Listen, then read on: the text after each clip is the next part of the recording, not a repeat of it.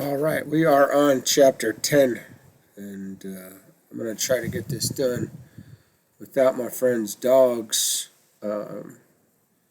interrupting us too much, I hope, so I don't have to shut it off, but we'll see what happens. So, human states of consciousness and the subconscious.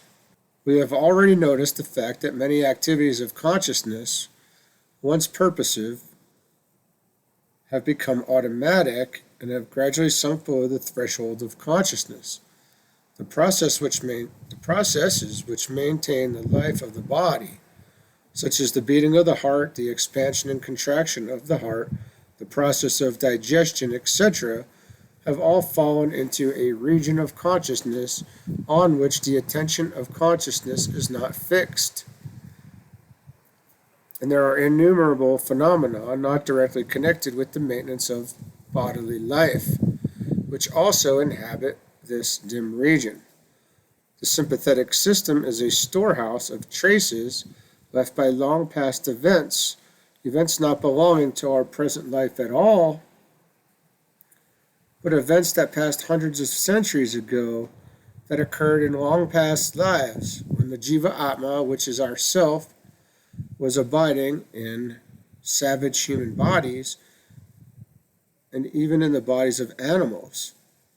Many a causeless terror, many a midnight panic, many a surge of furious anger, many an impulse of vindictive cruelty, many a rush of passionate revenge is flung up from the depths of that dark sea of the subconscious which rolls within us, concealing many a wreck, many a skeleton of our past, handed down by the astral consciousness of the time to its physical instrument for putting into action.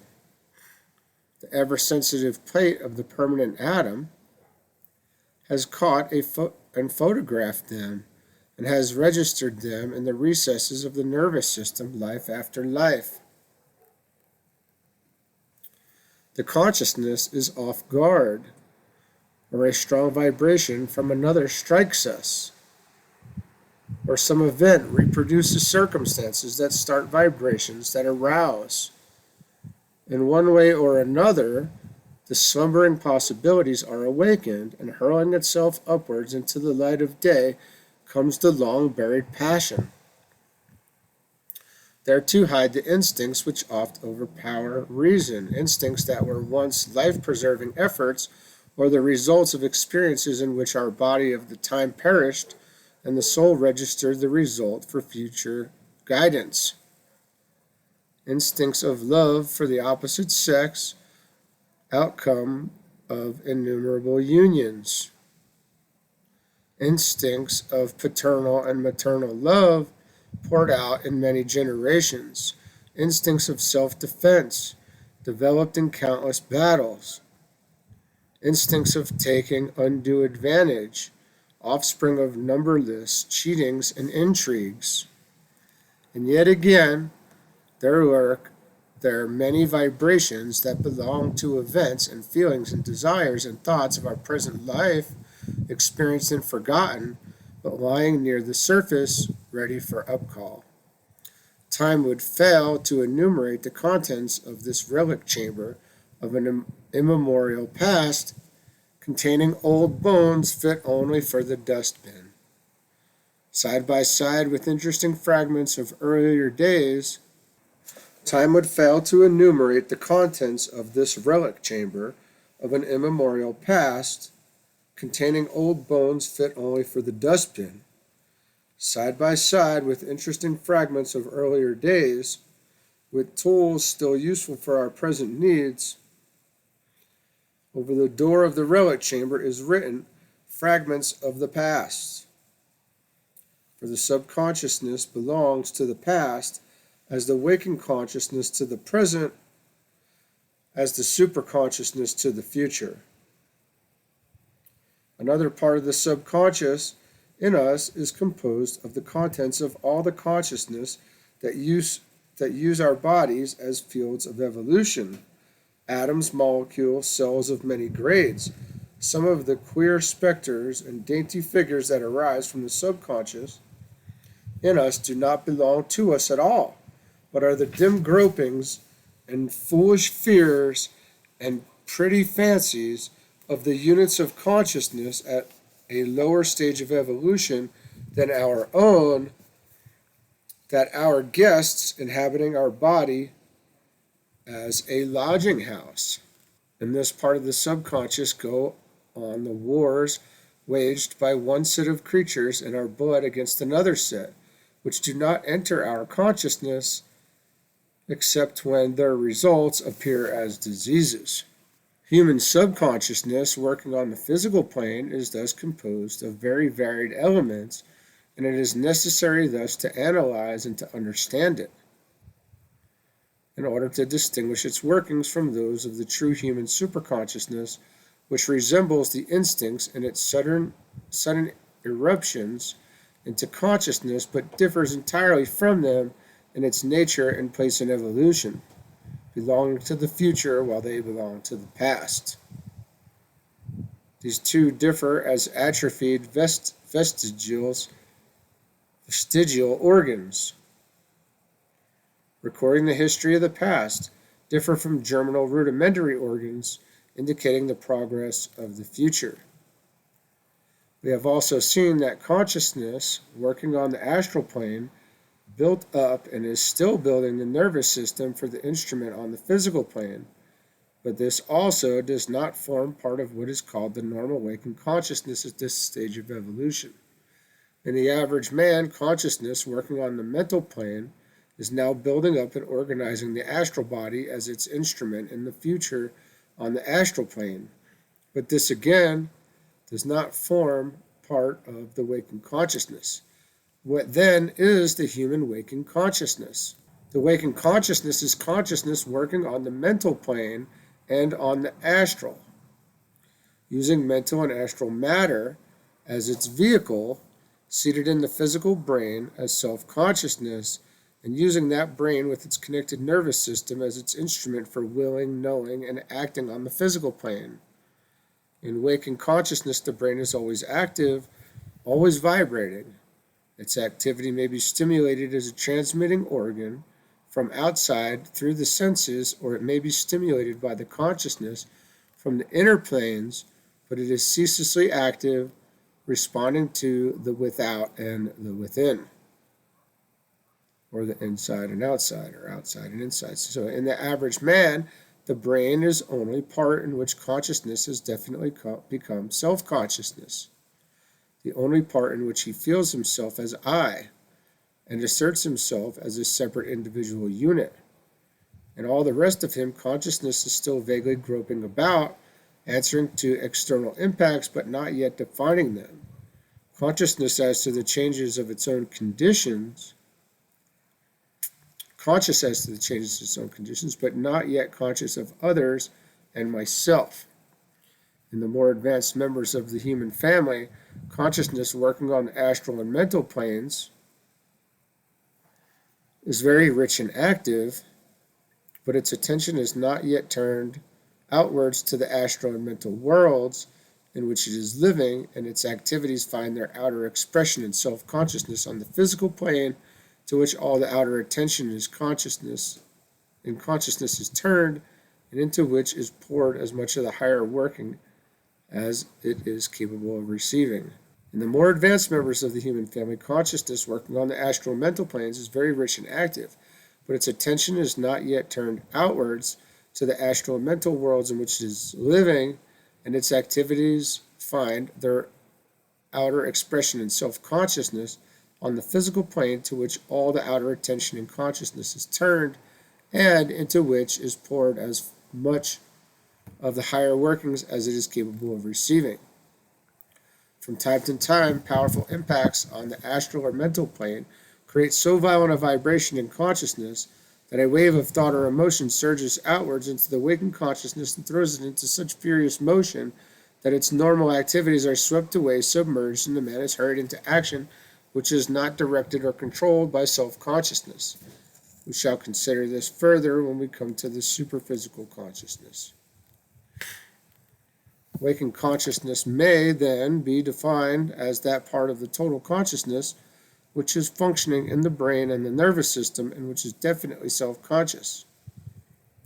We may conceive of consciousness as symbolized by a great light which shines through a glass globe inserted in a ceiling, illuminating the room below. While the light itself fills the room and sheds the radiance freely in every direction, consciousness is a great egg of light, of which only one end is inserted into the brain, and that end is the waking consciousness. As consciousness becomes self-consciousness on the astral plane, and the brain develops sufficiently to answer to its vibrations, astral consciousness will become part of the waking consciousness. Later still, when consciousness becomes self-consciousness on the mental plane, and the brain develops sufficiently to answer to its vibrations, the waking consciousness will include mental consciousness, and so on until all the consciousness on our 5 planes has evolved to waking consciousness. This enlarging of waking consciousness is accompanied with development in the atoms of the brain, as well as with the development of certain organs in the brain and of the connections between cells. For the inclusion of the astral self-consciousness, it is necessary that the pituitary body should be evolved beyond its present condition, and that the 4th set of sprilla in the atom should be perfected. For the inclusion of the mental, the pineal gland must be rendered active, and the 5th set of sprilla brought into thorough working order. So long as these physical developments remain unaccomplished, self-consciousness may be evolved on the astral and mental planes, but it remains superconsciousness, and its workings do not express themselves through the brain and thus become part of the waking consciousness. Waking consciousness is limited and conditioned by the brain so long as a man possesses a physical body, and any injury to the brain, a lesion, any disturbance at once interferes with its manifestation. However highly developed may be a man's consciousness, he is limited by his brain, so as far that brain be ill-formed or ill-developed, his waking consciousness will be poor and restricted. With the loss of the physical body, the connotation of waking consciousness changes, and in which here is said of the physical condition is transferred to the astral. We may therefore enlarge our original definition to the general statement: waking consciousness is that part of the total consciousness which is working through its outermost vehicle, that is, which is manifesting on the lowest plane, then touched by that great consciousness. In the earlier stages of human evolution, there is little activity and consciousness on the inner planes, except as stimulated from the outer. But as self-consciousness grows more vivid on the physical plane, it enriches with ever-increasing rapidity and coherent of consciousness on the inner. Consciousness, working upon its content, rapidly evolves until its internal powers far outstrip the possibilities of their manifestation through the brain, and the latter becomes a limitation and a hindrance instead of a feeder and a stimulator. Then the pressure of consciousness on its physical instrument becomes at times perilously great, causing a nervous tension which endangers the equilibrium of the brain, unable to adapt itself with sufficient rapidity to the powerful waves and beating upon it. Hence the truth of the saying, great wits to madness near allied. Only the highly and delicately organized brain can enable the great wits to manifest themselves on the physical plane, but such a brain is the one most easily thrown off balance by the strong waves of these same great wits, and this is madness. Madness, the incapacity of the brain to respond regularly to vibrations, may indeed be due to a lack of arrest of development. Lack of arrest of brain organization in such madness is not allied to great wits, but it is a significant and pregnant fact that a brain in advance of normal evolution developing new and delicately balanced combinations for the enriched expression of consciousness on the physical plane is the brain of all others that may most easily be disabled, and by throwing out of gear some part of its mechanism not yet sufficiently established to resist strain. To this again we must return in considering the superphysical consciousness. Superconsciousness includes the whole of the consciousness above the waking consciousness. That is, all on the higher planes. It does not express itself on the physical plane as consciousness working through the brain. It is therefore a great complexity and covers a large number of phenomena. Dreams, as said, is part of it. So are all the workings of the astral consciousness, asserting themselves as premonitions, warnings, visions of happenings distant in space or time, vague touches from other worlds, sudden intuitions as regards character or events. Also all the workings of the mental consciousness, lower or higher, that appears intuitive grasp of truths, sudden insight into causal connections, inspirations, mental or moral, flashes of genius, visions of high artistic beauty, etc., etc. These eruptions of the superconsciousness into the physical plane have the character of unexpectedness, of conviction, of imperious authority, of lack of apparent cause. They are unrelated or only indirectly related to the contents of the waking consciousness and do not justify themselves to it, but simply impose themselves on it. To bring the superconsciousness into manifestation on the physical plane, it is necessary in the early stages to reduce the brain into inactivity, to render the sense organs unresponsive to physical impacts, and, by expelling the conscious entity from the body, reduce that body to the state called trance. Trance is but the sleep state, artificially or abnormally induced, whether produced by mesmeric, hypnotic, medicinal, or other means.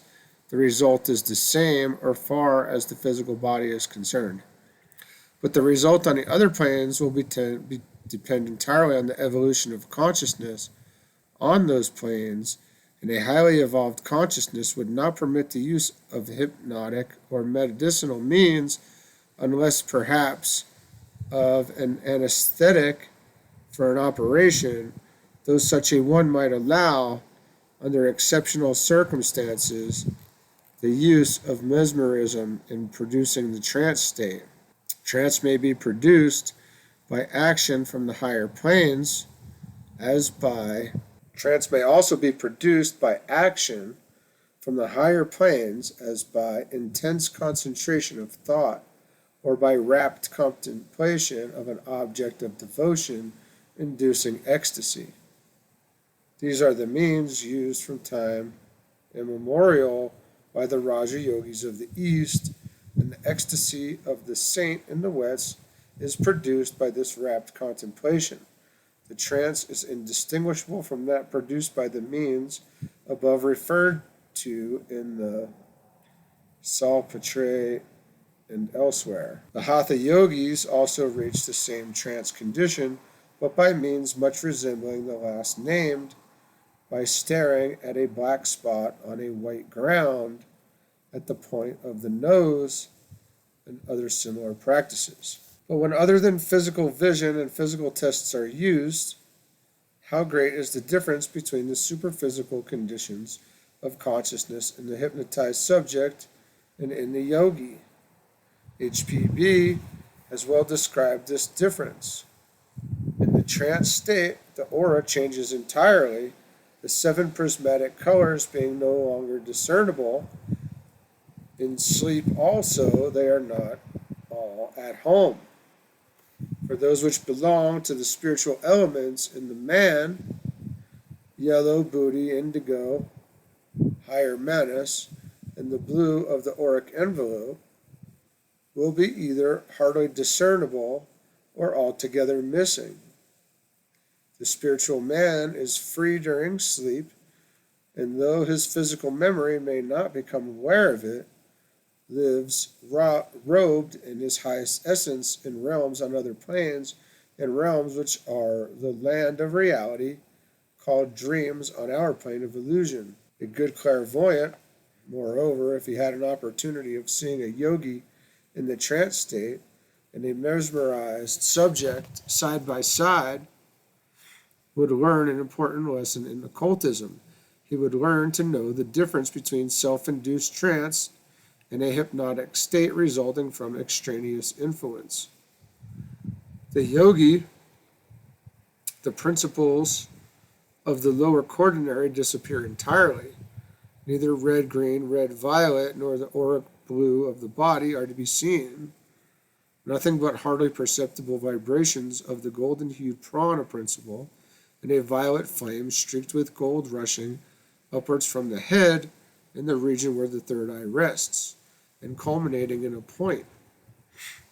If the student remembers that the true violet, or the extreme end of the spectrum, is no compound color of red and blue, but the homogeneous color with vibrations 7 times more rapid than those of the red, and that of the golden hue and essence of the 3 yellow lines from orange-red to yellow-orange and yellow, he will understand the reason why he, the yogi, lives in his own auric body, now become the vehicle of buddhi manas.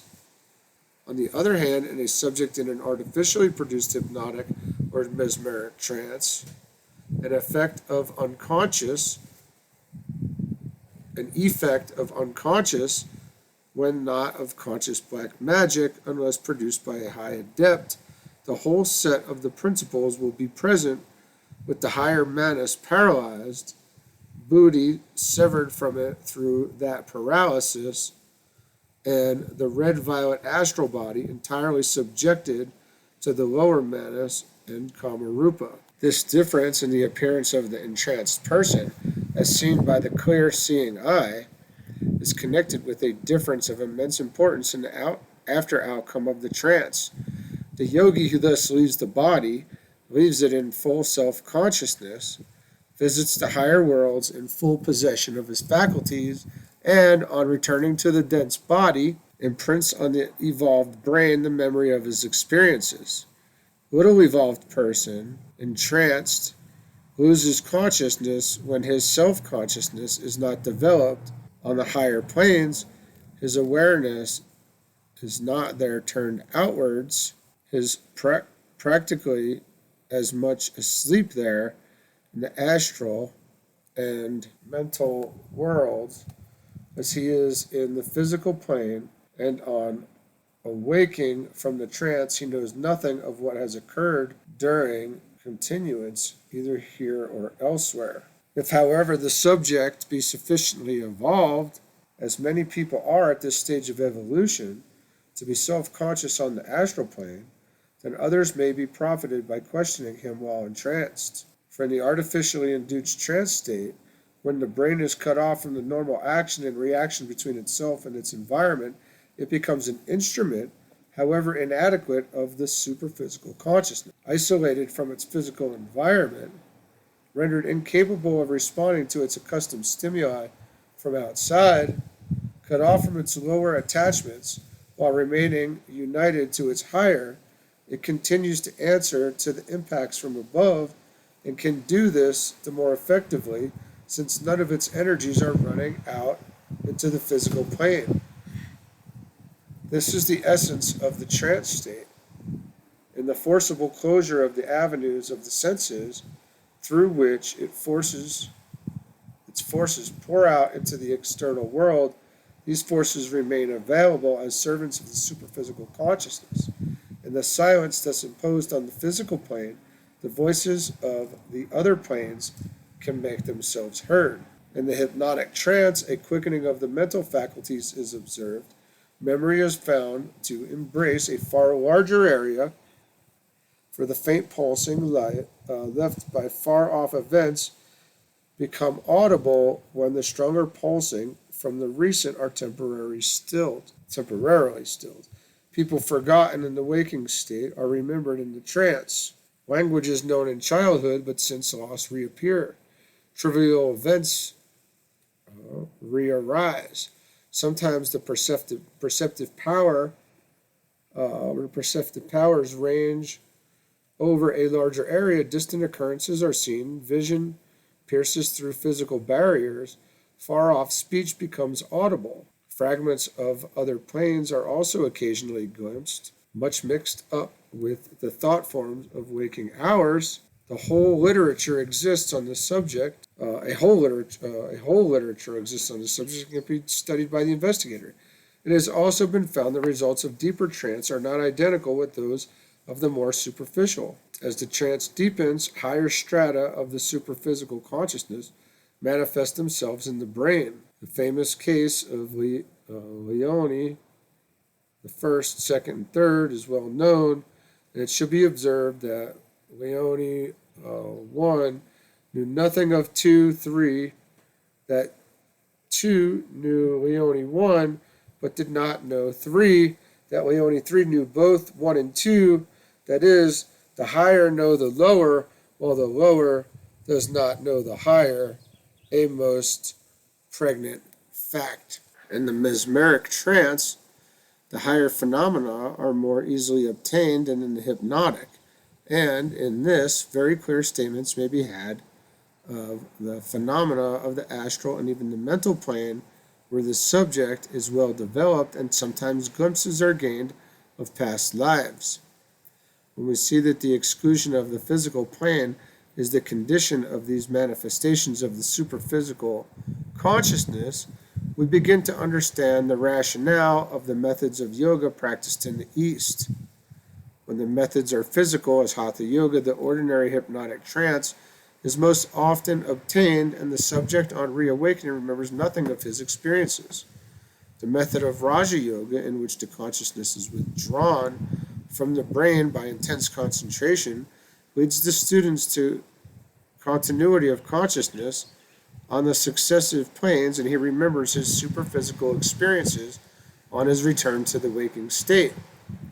Both in the West and in the East, the same cessation of waking consciousness is aimed at in order to obtain traces of the superphysical consciousness, or as the Western psychologist would say, from the unconscious in man. The Eastern method, however, with thousands of years of experience behind it, yields results incomparably greater in the realms of the superphysical consciousness and establishes, on the sure basis of reiterated experiences, the independence of consciousness as regards its physical vehicle. The ecstasy and visions of saints in all ages and in all creeds affords another example of the eruptions from the unconscious. In these, prolonged and absorbing prayer or contemplation is the means for producing the necessary brain condition.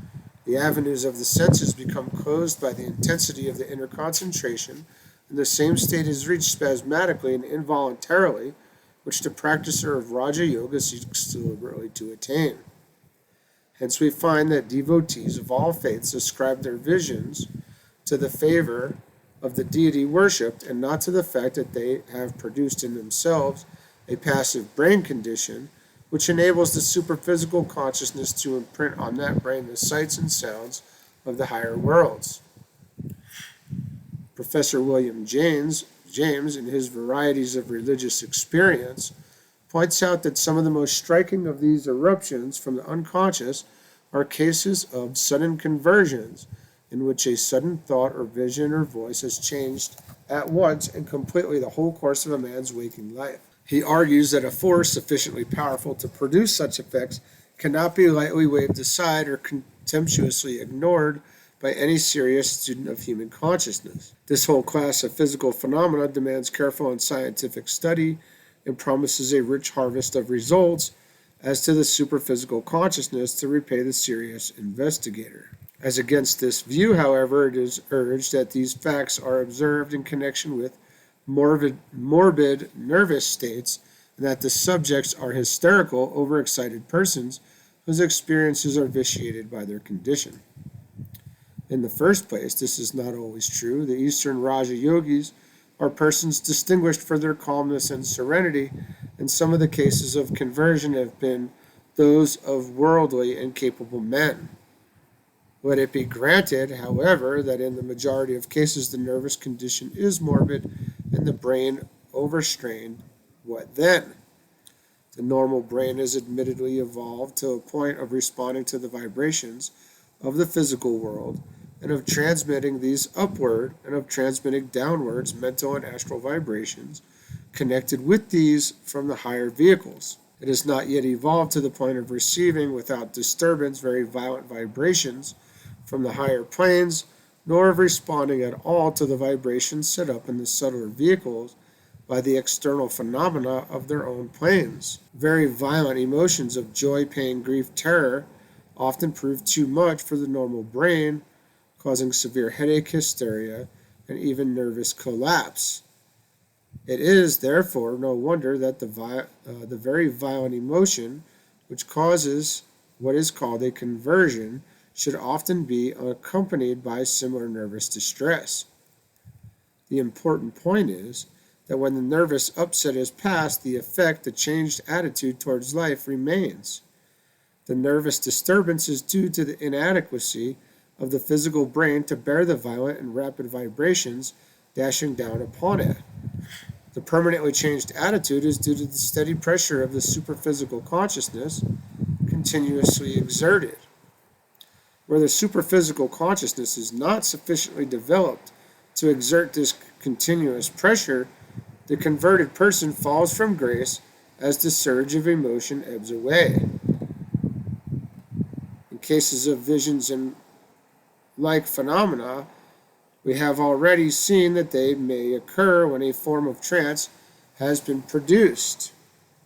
But without this, such phenomena may occur in cases where the brain is in a state of tension, either from some temporary cause or from the fact that its evolution has gone beyond the normal. Strong emotion may increase the nervous tension to the point where response to direct astral vibrations becomes possible, and thus an astral happening becomes visible or audible.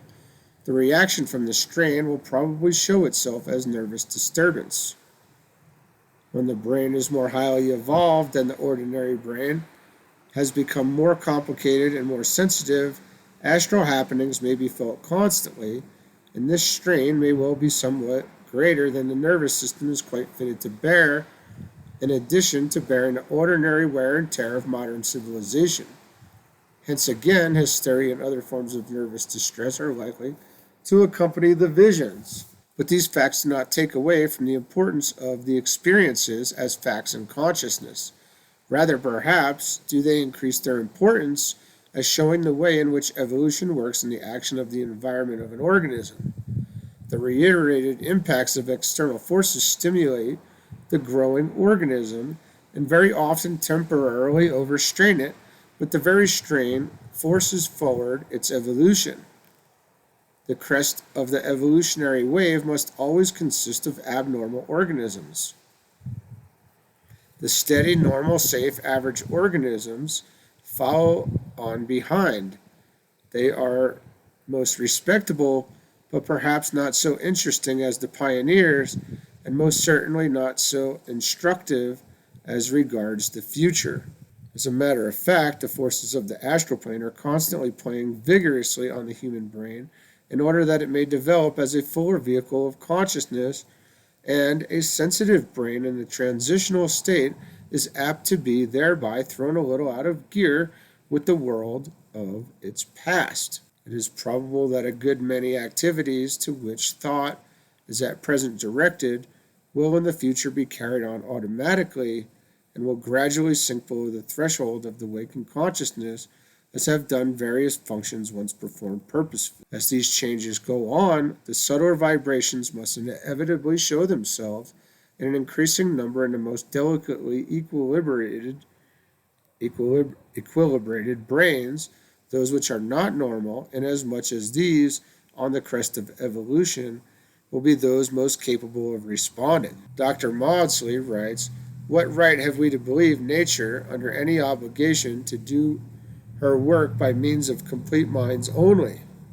She may find an incomplete mind a more suitable instrument for a particular purpose." And Professor James himself remarks were such a thing as inspiration from a higher if there were such a thing as inspiration from a higher realm, it might well be that the neurotic temperament would furnish the chief condition of the requisite receptivity. When we once recognize that forces subtler than the physical must necessitate for their expression a more refined vehicle than the brain organized for the reception of the physical, we shall cease to be troubled or distressed when we find that the superphysical forces often find their readiest expression through brains that are more or less out of gear with the physical plane. And we shall understand that the abnormal physical symptoms accompanying their manifestations in no way derogate from the value of these energies nor from the importance of the part they will play in the future for humanity. At the same time, the wish must naturally arise to find out some method whereby these forces may be enabled to manifest themselves without risking the destruction of their physical instrument. This way has been found in the East in the practice of Raja Yoga, whereby the safe exercise of the higher consciousness is sought by intense concentration. This concentration in itself develops the brain as an instrument for the subtler forces working in the brain cells in the manner already described in connection with thought.